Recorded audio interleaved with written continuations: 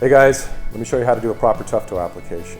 First off, you want to read the instructions all the way through so you know what to expect.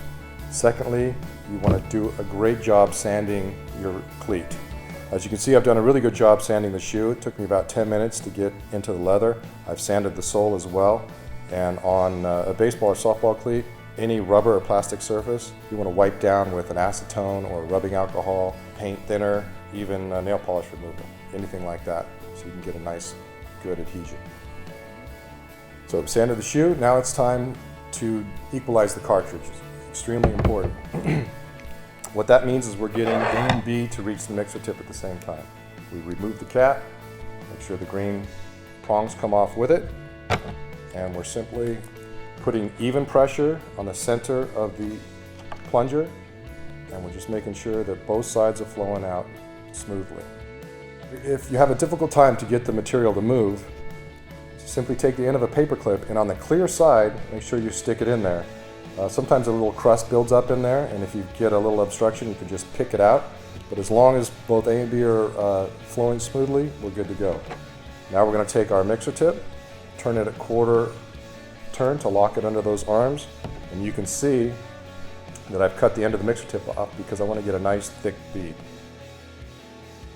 Now, again, equalizing the cartridge. We're dispensing material about a 2-inch line, making sure the A and B are reaching the tip at the same time, applying even pressure to the back center of the plunger. Now I can let this set up in here for about 15 to 20 seconds. What that allows is it gets nice and thick so that when I start to apply the material on the sole edge, it doesn't drip or run on me. For baseball and softball cleats, you want to start applying on the sole edge so that we can get a double thick coating there, because that's really where the hardware area is, where the sole and the upper meet. So you want to start on the bottom of the sole. So I'm just going to go slowly back and forth, and you can see if I go slow, material doesn't want to drip or run on me. And if it does want to run, just simply turn the cleat over, let it flow back into itself. You want to let it congeal here so that if it were going to drip, it would get really thick right on that edge.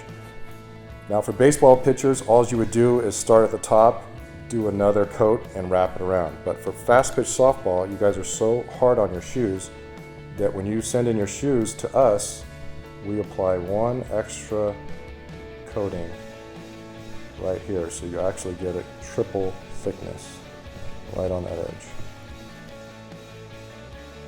If you need to take the popsicle stick and smooth it out, you can. But if you go slow enough, you really don't need to do this.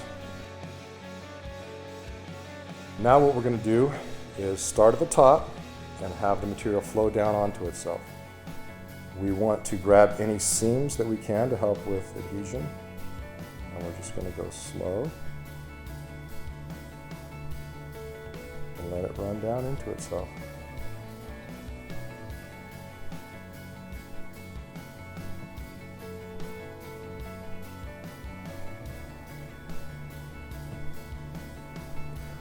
Once it hits the material that's already there and setting up, it doesn't want to really run too much beyond that. So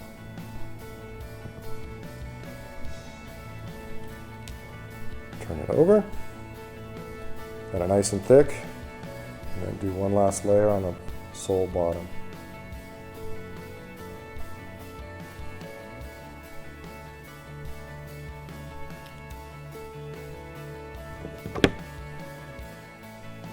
That's it.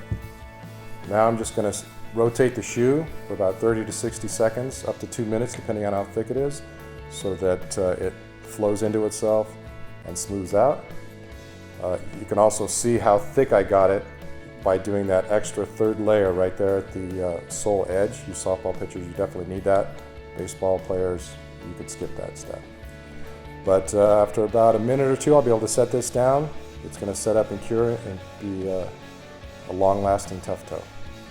If you do get a wet spot, you just simply remove whatever's wet, resand that area. You get 3 mixer tips, and we only used 1 for this, and just patch it, and you're good to go. You got plenty of material. That's it. You guys can do it.